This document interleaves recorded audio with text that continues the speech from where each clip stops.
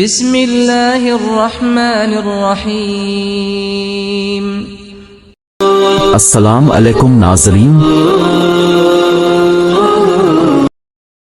हाथों के नाखून कमजोर हो गए हैं तो नीम गर्म पानी में अदरक का रस मिक्स करके नाखूनों को धो लें।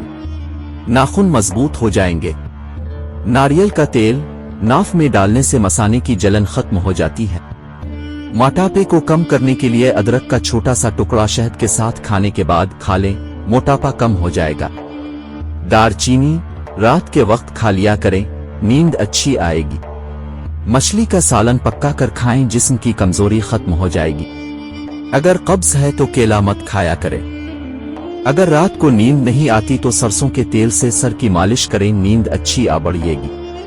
दाल खाने के बाद दूध मत पिया करें, वरना पेट और मैदा खराब हो जाएगा। मोहब्बत में सब्र आ जाना कमाल की बात है। नहाने से पहले एक दाना लसूड़े का नफस पर मसल दीजिए, नफस 10 इंच लंबा हो जाएगा और मोटा इतना के पहले ही झटके में शर्मगा लाल और सूज जाएगी।